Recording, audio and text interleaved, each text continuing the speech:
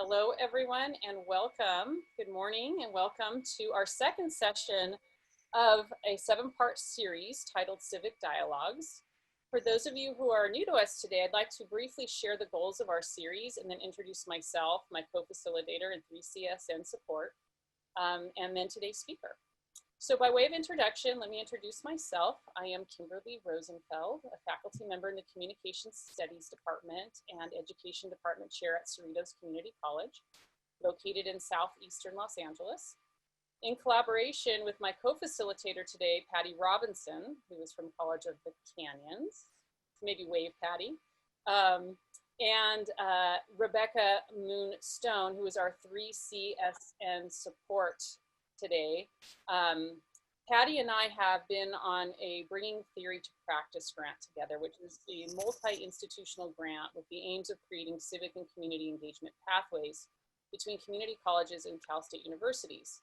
It is out of this partnership that this series was created. And today I'd like to share the 3 guiding framework for our time today, which includes advancing understanding of the intersectionality between equity and civic engagement to promote the public good, recognizing civic, community, and democratic engagement as a high-impact practice for student success, and leveraging participants' current knowledge to build capacity to innovate for local and global change. So in the spirit of this framework, I am very pleased to welcome today's speaker, Dr. Shalom Stout, Director of UCLA Center for Community Learning. We feel very fortunate to have Dr. Staub join us today. He has a career that spans over 37 years and involves collaborative community engaged program development, pedagogy and research in state government and the private nonprofit sector, as well as in higher education. Prior to arriving at UCLA in 2018, Dr. Staub was Associate Provost for Academic Affairs and Civic Engagement at Dickinson College, which is a private liberal arts college in Carlisle, Pennsylvania. Some of his accomplishments as Associate Provost include the development of a civic learning and community engagement program that was embedded in the curriculum, spanning the arts, humanities, social sciences, and natural sciences. The creation of Dickinson's Conflict Resolution Resource Services Program, which offered conflict coaching, mediation, group facilitation, and conflict skills education to the campus community, and a contributing faculty member to the departments of religion, sociology, Judaic studies, Middle Eastern studies, and social innovation and entrepreneurship. Shalom received his BA and MA in anthropology from Wesleyan University and a PhD in folklore and folk life from the University of Pennsylvania. He holds a practitioner certificate in conflict mediation and a certificate as a conflict resolution educator. He is the author of numerous books, including Embodies in New York City, The Folklore of Ethnicity, and Craft and Community, Traditional Arts in Contemporary Society. Dr. Staub has also published numerous articles on civic engagement work in higher education. Please join me in welcoming Dr. Shalom Stout. Thank you, Kimberly, and thank you, Patty, and thank you, Jan, thank you, Rebecca, and thank you, everybody, for attending. Let's see, I just want to be sure if you can give me a thumbs up to make sure that everybody's hearing me. Yes? Good, okay, excellent, thank you. Okay, I'm excited to have this opportunity to be with you today for this Civic Dialogue series to focus on civic pedagogy. My goal today is to build on the themes that many of us heard so eloquently presented last week by David Scobie, taking as a starting point that there is a civic purpose to higher education. Today's session will focus on what could that mean in practice. Specifically, I'm going to address that in 2 ways. First, in a way that I characterize as civic pedagogy, and second, to layer on community engaged pedagogy. But first, let's get started with a quick sense of who is here. So I'm going to ask you to use your reaction button using the thumbs up if you attended last week's session with David Scobie. Great, so about half, it looks like about half. Great, okay. Next, if you could put into the chat what college or university you represent. So please enter the name of the, yes, excellent. Cerritos, COC, Moore Park, Lassen Community College, UCLA, COC, CSUMB, Cal State Northridge, Cerritos, San Jose City College, La Pierce, Skyline, California Campus Compact, Santa Monica Community College, Victor Valley College, LA Trade Tech, LA Southwest, Diablo Valley College, Berkeley City College, Santa Monica, Allen Hancock College, San Diego Community College, Santa Ana, East LA, LAVC, excellent, East LA, excellent, okay. Next, for those of you who are faculty, could you quickly just indicate what field you represent by typing into the chat? English, sociology, DSPS, geology, math, humanities, social sciences, library science, counseling, communication studies, arts education, and community engagement, economics, auto body, environmental studies, sociology, civic engagement, math, library, live performance. Okay, this is exciting. For those of you who are perhaps administrators or staff, what unit do you represent in your university or college? If you'd enter that into the chat.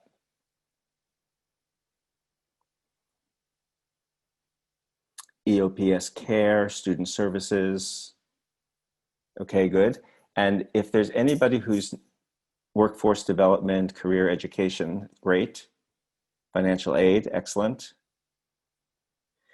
And if there's anybody who's not faculty or staff, any other roles represented? Students, perhaps? Adult ed, divisional dean, nonprofit theater on campus, library. This is great. Okay. Planning, research, and institutional effectiveness, non-credit associate dean. Oh, this is wonderful. Okay, it's always good to have a sense of who's in the room. Okay, so let's focus first on this idea of civic pedagogy. There are multiple purposes for our higher education. Certainly we know that many of our students are motivated by the personal goal that through education they will have access to higher paying jobs and the ability to provide for themselves and their families. And that's a very real and a very immediate goal. In this Civic Dialogue series, we are particularly interested in the democratic purposes of higher education that exist alongside the individual student's personal and career preparation motivation. Last week, David Scobie drew upon the 1947 Truman Commission report on higher education for American democracy to demonstrate that its post-war conception of higher education focused on education for democracy, the development of the individual and that individual's capacity to actively participate in the democratic collective, the we the people. American higher education, he noted, has a core purpose to enable students to cultivate knowledge, attitudes, and skills that matter for a functioning democracy. The actions associated with cultivating knowledge and attitudes and skills that matter for a functioning democracy is what I'm calling civic pedagogy. Let's consider the elements of civic pedagogy. Civic knowledge, civic dispositions, which is a term that I prefer to attitudes in this context, and civic skills. So regarding knowledge, last week, David made the point that while we typically think about civic knowledge in such fields as history or political science, in fact, civic knowledge is a relevant concept that can be broadly applied across all fields. Think of how scientific literacy is now a basic civic knowledge during a time when our lives depend on science-based rational decision-making from our leaders and fellow citizens. Or think of how the knowledge of logical reasoning and the associated ability to spot the absence of logical reasoning is now a civic skill at a time when, again, our lives depend on decisions about how and who to test for the coronavirus. The president's repeated claims that increasing testing is responsible for the rise of case counts of COVID is simply not an argument that can stand up to analysis of its logical reasoning. So logical reasoning becomes a civic skill. In the early 2000s, the American Association of Colleges and Universities undertook valuable work on civic knowledge competencies, broadly construed. If you haven't encountered the Civic Engagement Value Rubric developed by the AAC&U and released in 2009, I encourage you to spend some time with it. VALUE stands for Valid Assessment of Learning in Undergraduate Education. I will post the link into the chat at the end of my talk. You can get a sense of how AAC&U conceptualizes civic engagement as a core student learning outcome for higher education when you take note that the other rubrics developed address such areas as inquiry and analysis, critical thinking, creative thinking, written communication, oral communication, quantitative literacy, information literacy, reading, teamwork, problem solving, intercultural knowledge and competence, ethical reasoning and action, global learning, integrative learning, and skills for lifelong learning. So many of those we would simply say that's of course the core of higher education, and civic engagement was placed right among those. The AAC&U cited Thomas Ehrlich's work on civic responsibility in higher education to define civic engagement as, quote, working to make a difference in the civic life of our communities and developing the combination of knowledge, skills, values, and motivation to make that difference. It means promoting the quality of life in a community through both political and non-political processes. In addition, civic engagement encompasses actions wherein individuals participate in activities of personal and public concern that are both individually life-enriching and socially beneficial to the community. That's the end of that quote from the AAC&U's introduction. The authors of the rubric go on to note that, quote, civic learning outcomes are framed by personal identity and commitments, disciplinary frameworks and traditions, pre-professional norms and practice, and the mission and values of colleges and universities. This rubric, they write, is designed to make the civic learning outcomes more explicit. The Civic Engagement Value Rubric then identifies 6 areas for which entry-level, mid-level, and capstone-level achievement can be assessed. And those include diversity of communities and cultures, analysis of knowledge, civic identity and commitment, civic communication, civic action and reflection, and civic contexts and structures. The fact that civic knowledge and competencies appeared in the AAC&U value rubrics represent a major affirmation of the civic purposes of higher education that David introduced last week. And it also represents a maturation of the theorizing and the practice of civic engagement in higher education. That was in 2009 when they released it.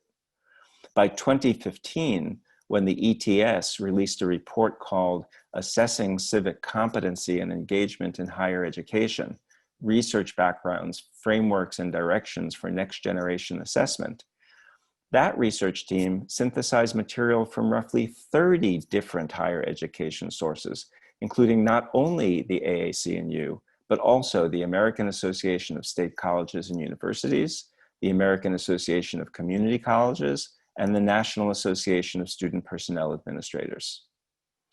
While this report's focus is on assessment, I want to take note of the conceptual framework that they developed. Their framework identifies 2 key domains within civic learning, what they call civic competency and civic engagement. Civic competency encompasses 3 areas: civic knowledge, analytical skills, and participatory and involvement skills. Civic engagement also captures 3 areas: motivation, attitudes, and efficacy, democratic norms and values, and participation and activities. I'll also drop the reference and link to the ETS report into the chat at the end.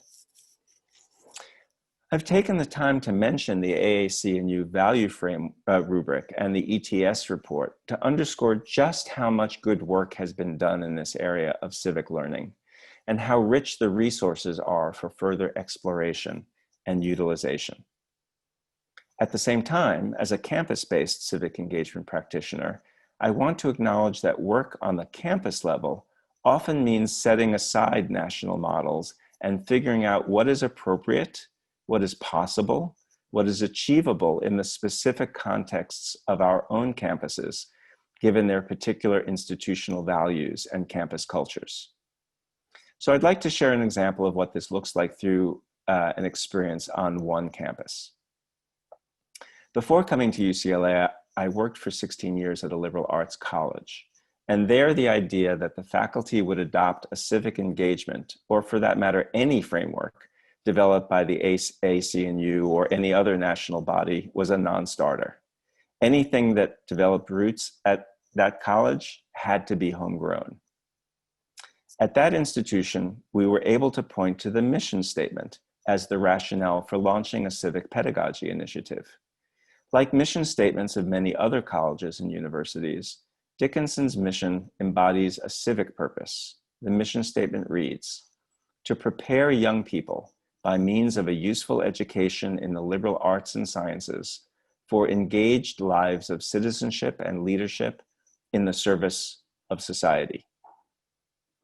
At the earliest stage of my work on the Civic Engagement Initiative, I embarked on a listening tour with academic departments. In meetings with faculty from pretty much across the college, I heard consistent responses to a series of questions. I started by asking if faculty were familiar with the college's mission statement. Yes, broadly speaking, they were, and they embraced its civic mission. I asked where they thought the college delivers on this promise to prepare students for engaged lives of citizenship and leadership in service of society. I knew that students were likely to answer this question by referring to the extensive community service opportunities that they, as students, encountered outside of the context of their formal studies. So I was quite surprised when I consistently heard from faculty, "That's what we do in our teaching." And I heard some variation of that comment across the faculty from sciences, from social sciences, from the humanities, and from the arts. When I heard "that's what we do in our teaching," my follow-up question was, do you talk to your students about this? That what you're doing in your disciplinary teaching is preparing them for lives of engaged citizenship? And the resounding answer was no, we don't. No wonder then that students didn't connect their courses and their majors with any conceptualization of civic learning.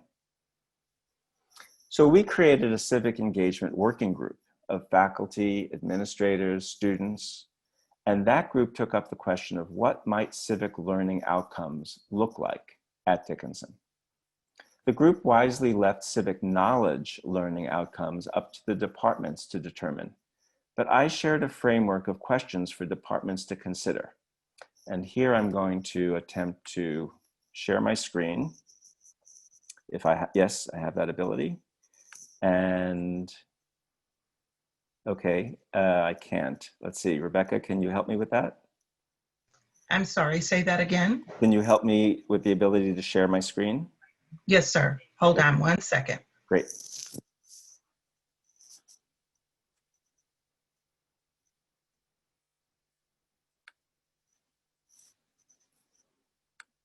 You should have it now. Excellent, thank you.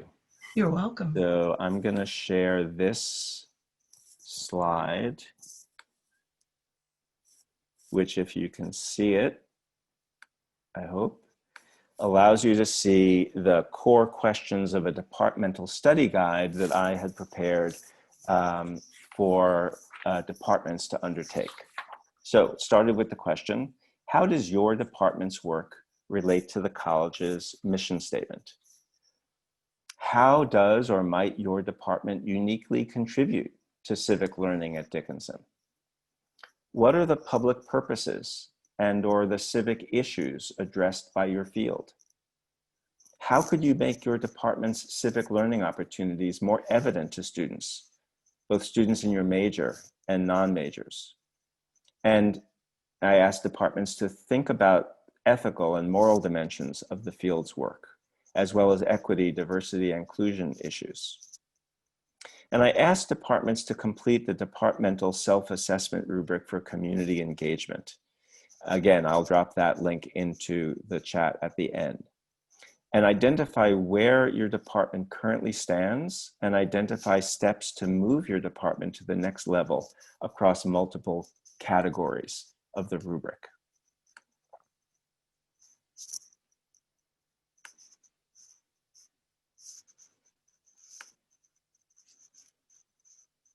Okay.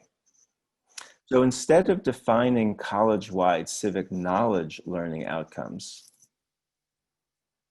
we designed the process through which faculty in a department would define those civic knowledge learning outcomes in ways that were relevant to their own field. Meanwhile, our working group took on the challenge of defining overarching civic dispositions and skills that could be relevant across any academic field, and also offer a framework for student affairs colleagues for their work with co-curricular programs and their support for students' extracurricular activities. Let me take a moment to say why I use the language of dispositions and not attitudes. Attitude typically refers to a person's way of thinking or feeling about something.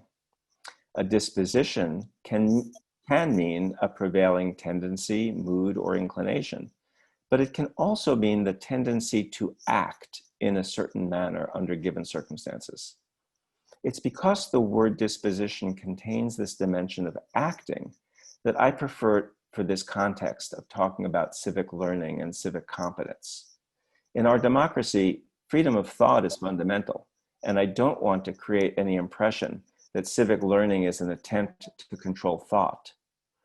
Our democracy, however, depends upon its citizens' ability to interact constructively with one another. And so cultivating the dispositions to be able to act constructively within the broader collective is fundamental to civil and productive civic interaction. So that's why I focus on dispositions rather than attitudes. You can probably imagine the process of articulating civic dispositions and skills that could be adopted by a campus. Initial brainstorming sessions with a task force, multiple sessions to review, refine, and narrow the number of dispositions and skills to a manageable list, getting formal and informal feedback from faculty, students, administrators, and staff, submitting the lists to the governance committees for academic affairs and student affairs, and then incorporating their feedback. And after all that, inviting academic departments and units of student life, along with res life, to incorporate these civic dispositions and skills as formal or informal learning outcomes. We specifically asked academic departments, how do your current curriculum and pedagogy contribute to student learning and mastery of these civic dispositions and skills? What changes would enhance your department's ability to enable students to strengthen civic dispositions and gain greater degrees of mastery of civic skills? If this sounds like a formidable undertaking, you would be correct. It was. It took years, a combination of leadership from the top and strong allies to build bottom-up support, funding for incentivizing the faculty work, and lots of diplomacy, flexibility, and conflict resolution.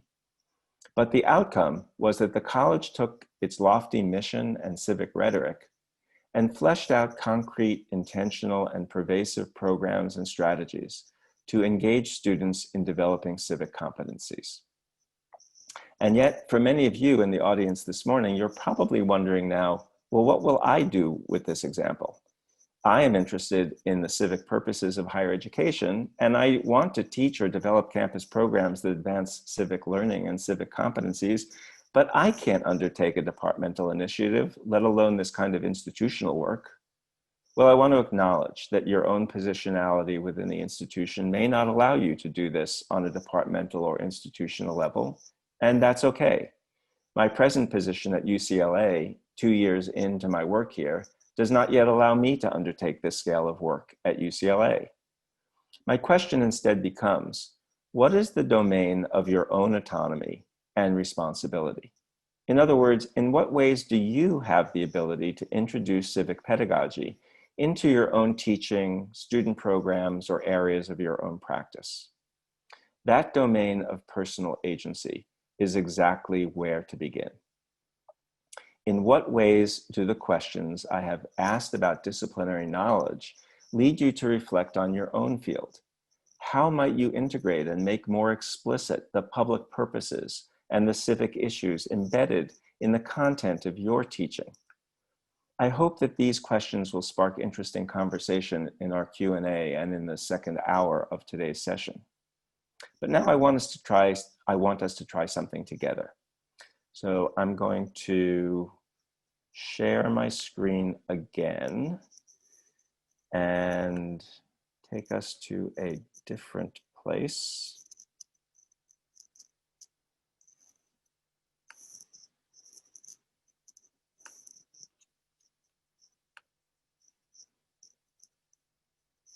Here we go. Okay, so if you could go to www.menti.com, if you would open up a browser and go to that site, and then enter the code that you see here, 9405004. That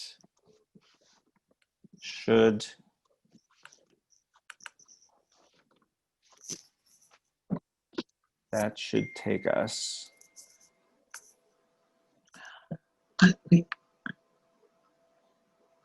That should allow us to create a word cloud together.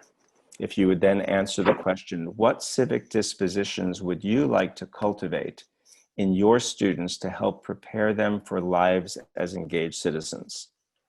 Okay, I see somebody is excellent. It's working. Oh my gosh, this is great. Everybody keep entering your civic dispositions.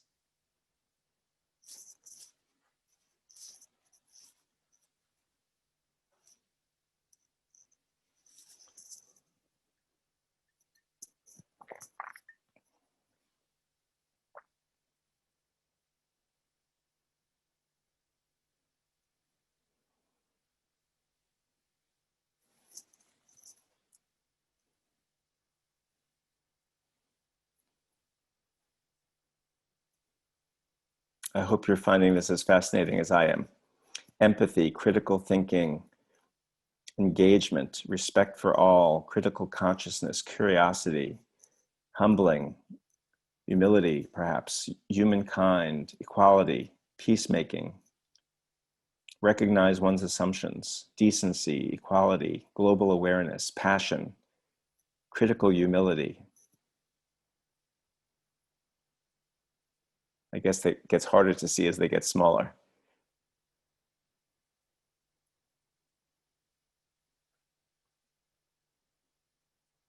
Keep them coming.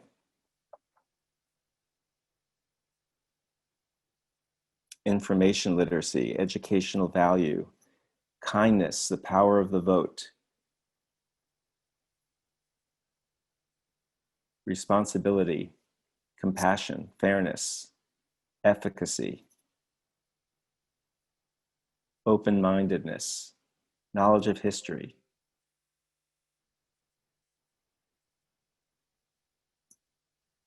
So what you're doing right now is essentially the process that I described when I was talking about my own experience at my former institution.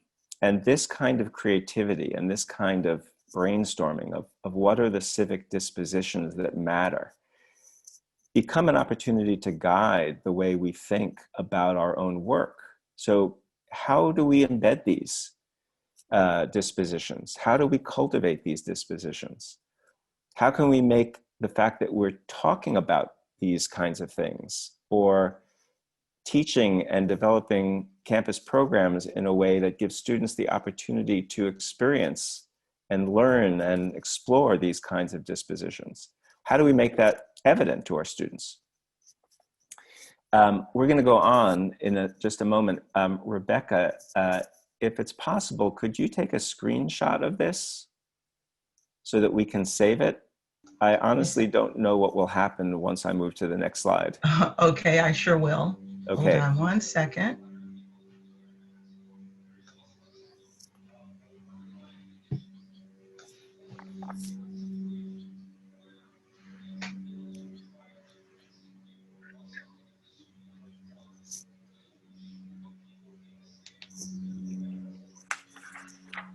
All right.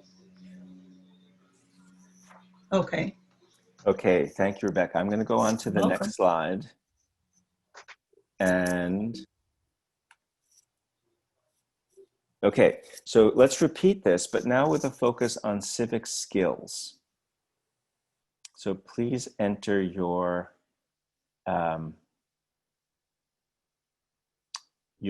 ideas for civic skills that you'd like to cultivate.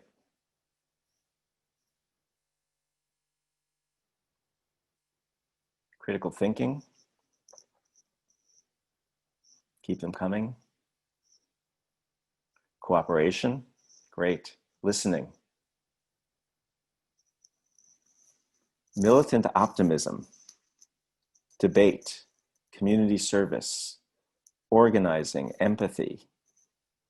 Media literacy.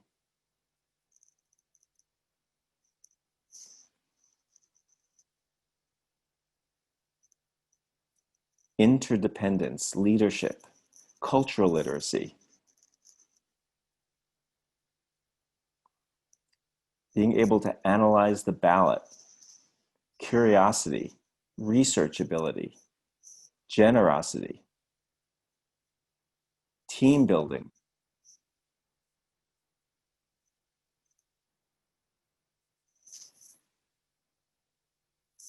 cooperation, listening skills,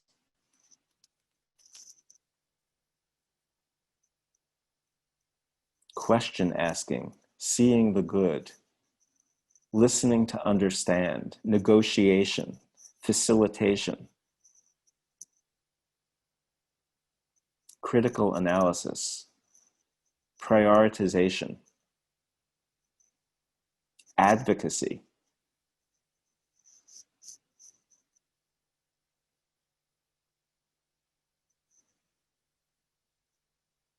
introspection, seeing the larger picture, self-care, that's such an important one, passion,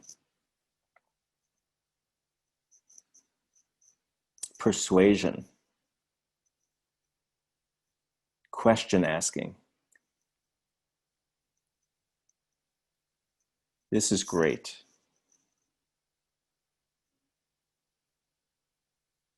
Dialogue, systems thinking,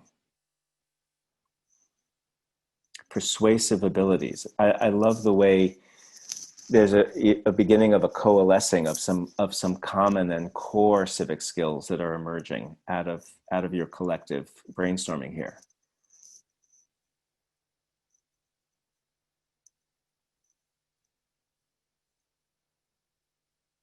Cultural literacy. I think I might have said that one. Great. Rebecca, if I could ask you, please take a screenshot of this. Yes.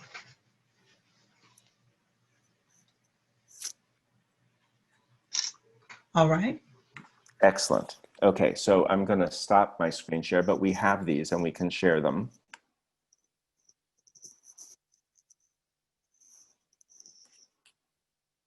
Okay, let's just get back to my notes. Okay.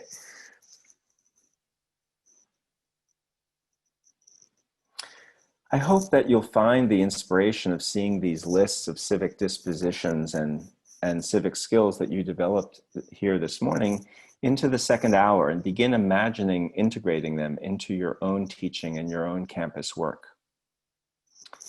In the final section of my presentation now, I want to expand the frame of our conversation about civic pedagogy. So far, we've been talking about the what of civic pedagogy. Now I'd like to further develop the where and the who. Teaching for civic learning is accessible to any instructor in any field. That's really the point I've been trying to make so far, and it can be done in the classroom, in the studio, in the lab, anywhere on campus, or even remotely, as in our current environment. One very special opportunity for civic learning is community engaged learning, where students are placed in organizational contexts, be they grassroots community organizations, nonprofits, governmental agencies, social enterprises, unions, or other sites, and there, wherever there is, they have the opportunity, the students have the opportunity to place the academic content of your course in the dynamic, complex context of individuals, organizations, and communities.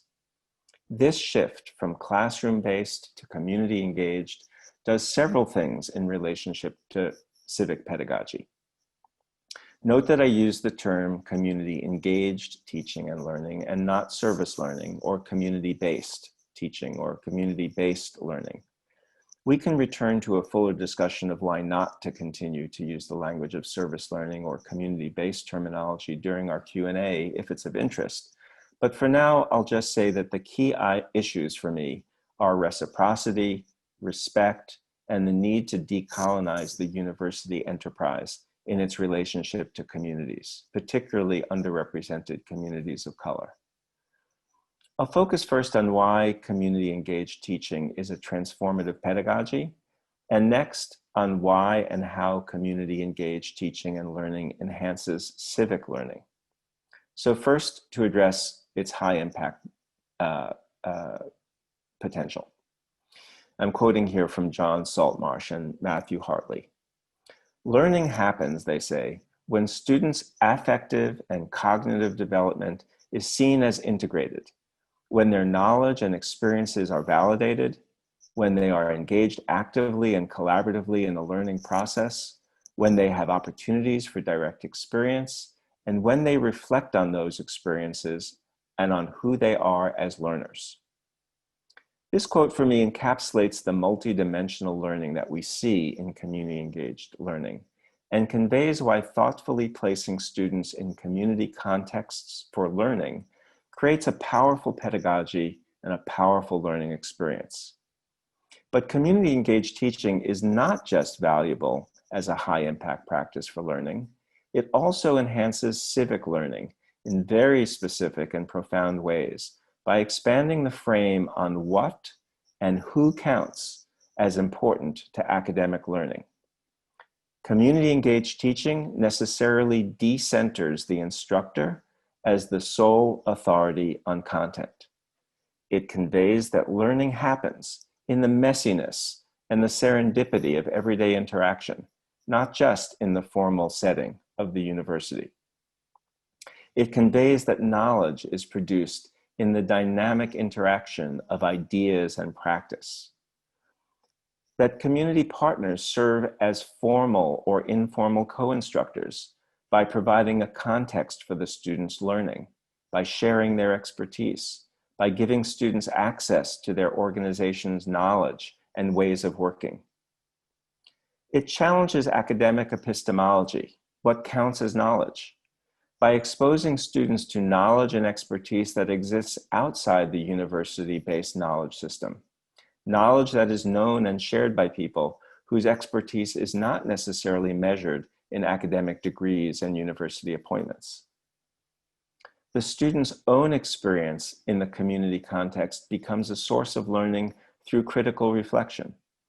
Students become investigators and authorities, using their own experience to gain insights and to affirm or challenge the received academic content. Taken together, the expansion of the frame of teaching and learning to make space for community voices and perspectives, recognizing community expertise, utilizing the resources of the university to collaboratively respond to community challenges and needs, and guiding students into respectful and ethical engagement with diverse community partners. All of this connects to realizing civic learning goals and achieving the broader civic purposes of higher education. Students come away from these experiences having had an opportunity to encounter their own community with fresh perspectives, encounter other unfamiliar communities, and get beyond their stereotypes and assumptions. Build new relationships that expand their sense of connectedness to a broader public. Gain deeper understanding of difficult, persistent challenges that we face as a society. Be inspired by the dedication of so many people who are trying to build a better world. Be frustrated that social change doesn't happen easily and that societal challenges stubbornly persist. Form a self-conception of themselves as wanting to and able to contribute to the public good. We would need another session to delve into the how-to layer of community engaged course development, so I'll acknowledge that this was not my intention this morning. Instead, I have focused on building a framework for thinking about civic pedagogy and how each one of you can expand your efforts to realize the civic purposes of higher education within your own personal domain of responsibility and agency. Broad ideas about the civic purpose of higher education can be translated into formal or informal civic pedagogy, which can be framed in terms of desired student learning outcomes in the domains of civic knowledge, civic dispositions, and civic skills. You can each participate in building out this conceptualization of the civic purpose of higher education, whether in your classroom, in your co-curricular programs, or the support role you provide for students' extracurricular activities or other roles on campus, or in the way that you build reciprocal partnerships with communities to set and realize a collaborative agenda for education and the public good. Thank you. I'm going to post the links into the chat now, and I would be very happy to take questions once I post the links into the chat, because that just demands my attention. So hold on one second. And let me get into the chat. Okay, thank you so much, Shalom. While he's doing that, we have about 10 minutes for questions before we go on to the second part of the session. So if you have a question, would you please post it in the chat room?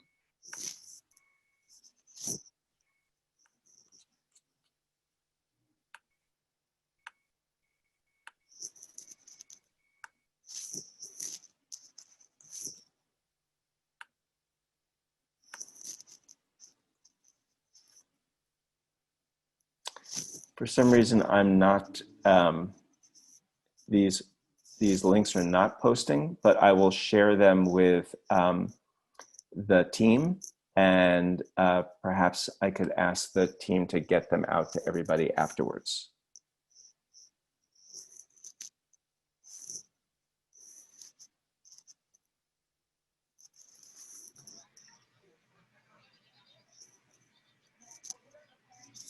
If you can try and send it to me, maybe that can help. Sure. Okay. Rebecca Moonstone, yes. Let's see.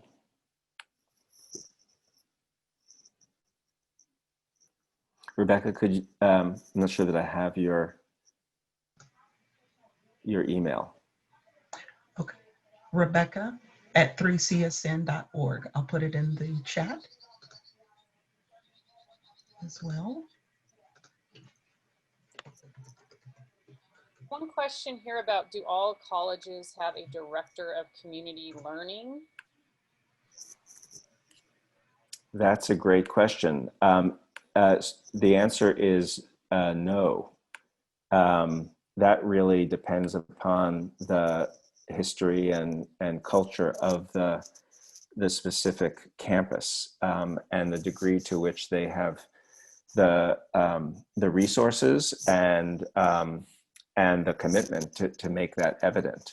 the field of community engagement in higher education has grown and matured, and there is a body of literature, there is a professional network. So campuses that don't yet have that in place have tremendous resources now that didn't exist even as recently as 5 or 10 years ago.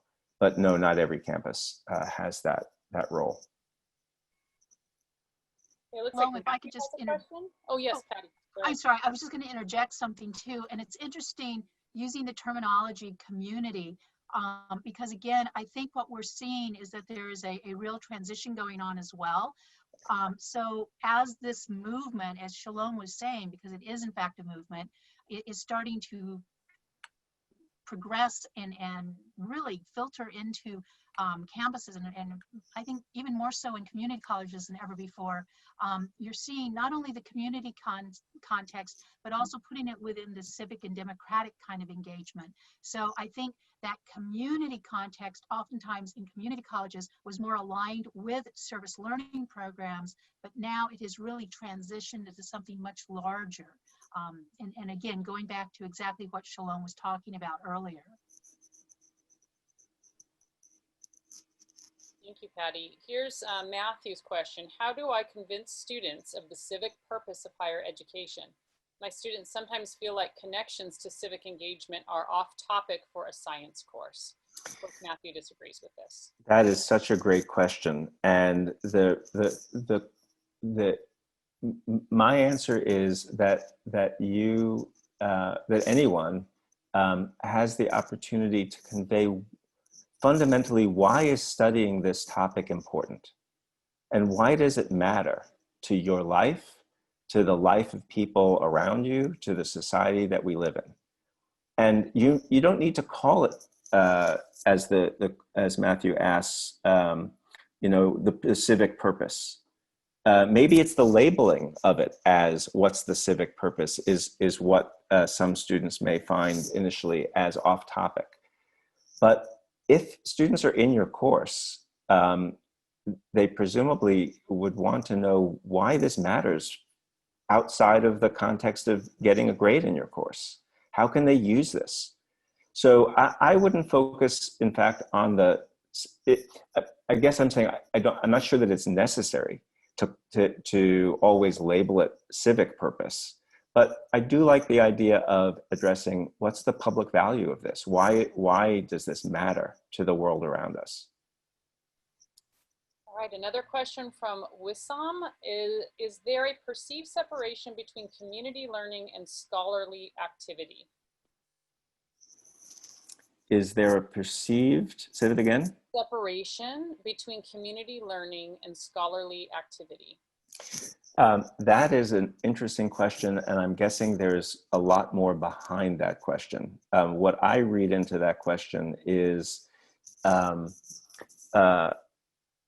sometimes the stubbornness that you encounter on different campuses, it depends on the campus culture, of whether community engaged learning, particularly when it was first introduced as service learning, is truly academic learning. And, I remember over my career, certainly encountering plenty of faculty, and I'm sure that I would encounter it today if I was having conversations in certain sectors of my own campus.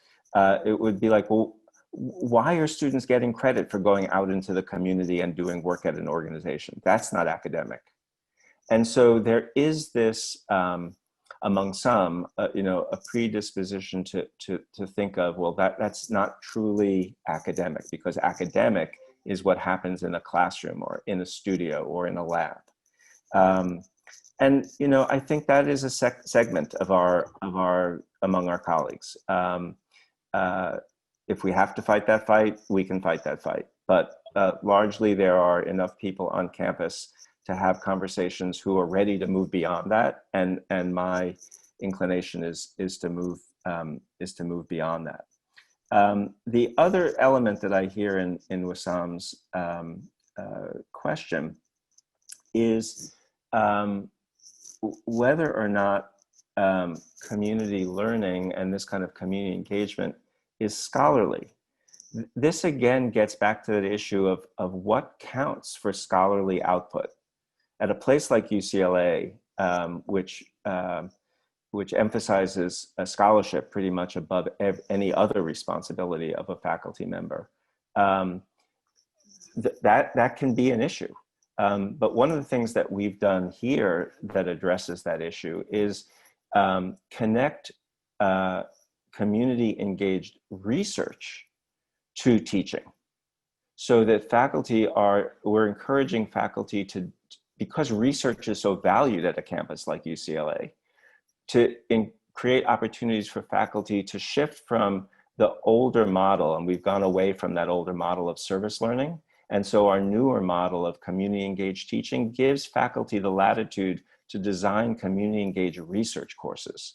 And in those research courses, their students are encountering research opportunities collaboratively with community partners and advancing the community, the scholars' own, the faculty members' own scholarship, which is often done in partnership with communities.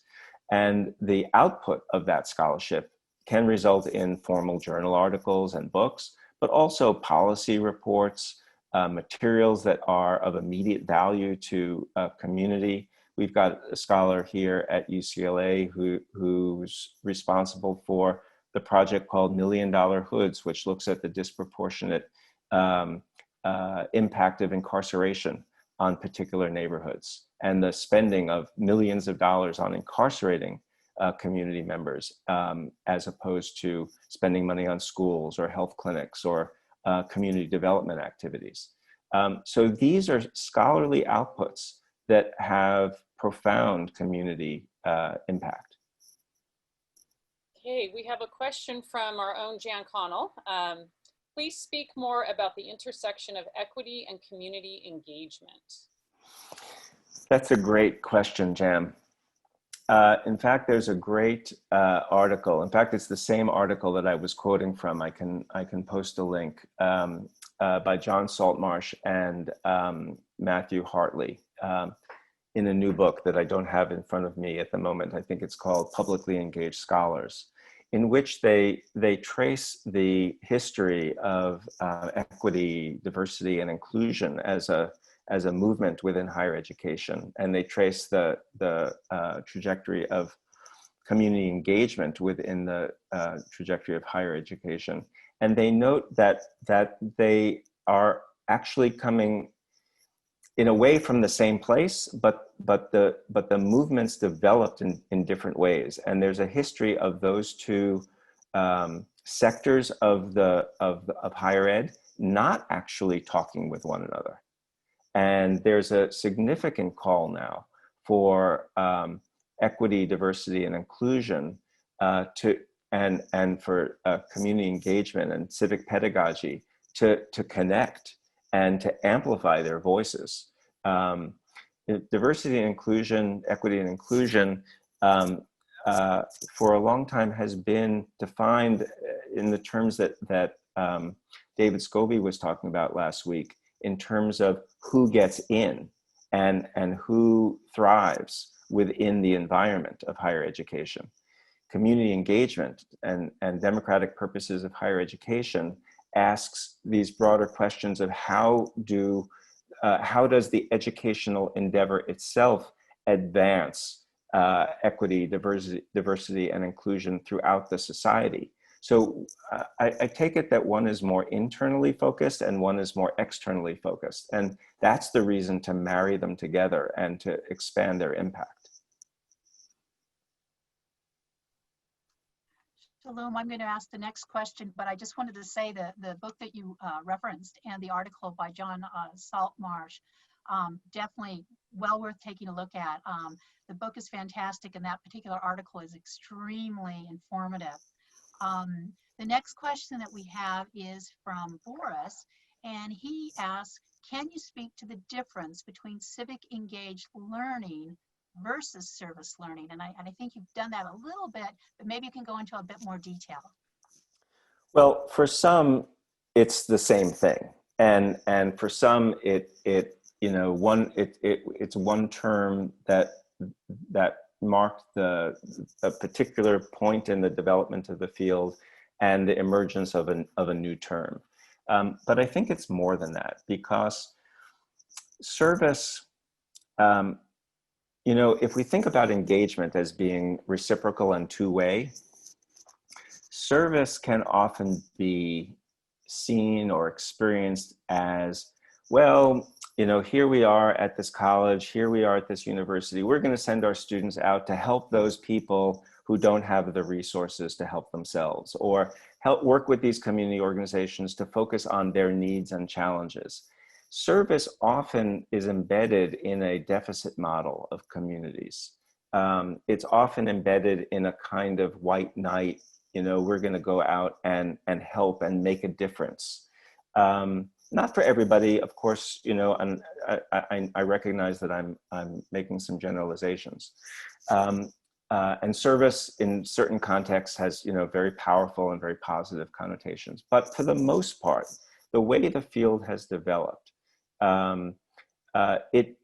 even as it was trying to engage students in communities, it was replicating a kind of power dynamic that is exactly the power dynamic that we want to undermine. That's what I referenced by decolonizing community engaged teaching and learning. That is truly listening to community partners, truly seeing the expertise of community partners, understanding the assets of communities, not just the deficits of communities, seeing that that we are placing our students in contexts where they are gaining, in fact, learning more from the communities and their experience therein, and less of what, in fact, they might contribute to those community settings. So it's really a shift toward reciprocity. The other thing, and I can illustrate this with my own campus at UCLA, when I came to UCLA 2 years ago, there was in place since 2008 a service learning course framework as an undergraduate education policy. And that meant that courses that met certain characteristics would get tagged with an SL for service learning. And what were the characteristics?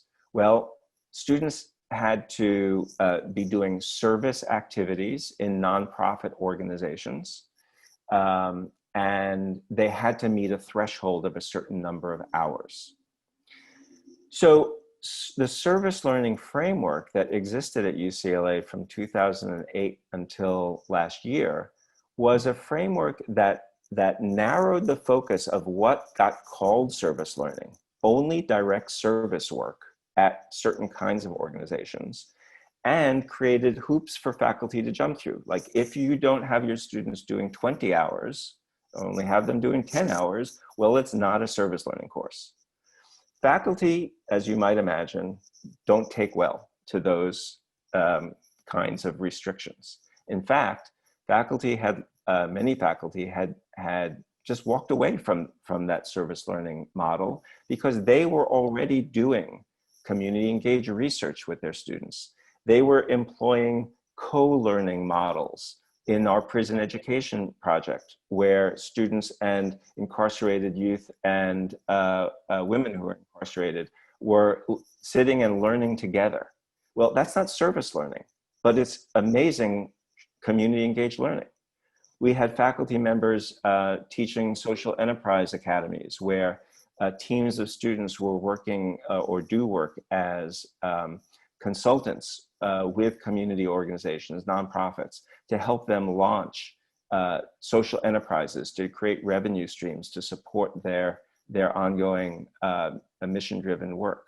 Again, not service learning, because it never fit that service model, but truly community engaged. So at UCLA, within the last 2 years, we have basically left behind that former service learning definition and adopted a new community engaged course framework that rests upon 4 principles. 1, it emphasizes reciprocity. That is, that it creates value for the student learner experience and it creates value for the community partner. That was never said before in the service learning model. So reciprocity is fundamental. 2, that work is sustained across the quarter. We're in a quarter system. So at least as much as possible across the 10 weeks. And the idea behind that is to differentiate it from a field trip. Field trips are great, and I advocate for them, but they're not community engaged learning. So the idea of sustaining it, well, they are community engaged learning, but not sustained. So I wanted to focus on the sustainment. 3rd, that the community engaged dimension of the course is integrated throughout the course, through the lectures, through the discussions, through the assignments, through the final work products. That degree of integration is what we're looking for. And 4th, that students have opportunities for critical reflection. And think back to that quote that I shared from Saltmarsh and Hartley, which talked about the role of reflection in student learning. So rather than focusing on excluding things, which is the service learning framework, we created a framework through the community engaged course framework that is expansive and open, and basically says to the faculty member, meet these 4 elements, these 4 broad elements, and then do it in a way that makes sense for your field, for the level of the course that you're teaching, intro to advanced, for the students that you're working with, for the community partners that you're working with. And you, the faculty member, become the one who best knows how to design and develop a course that works for your students, for your community partners. So for me, that kind of gets at this issue of the differentiation between service learning and community engaged teaching and learning. Okay, I think thank you very much, Shalom. I think we are out of time now for this part of the session, but we do hope that you will stay with us as we transition into the second half of the session, which is really giving our participants a time to dialogue a little bit about what has been said here today.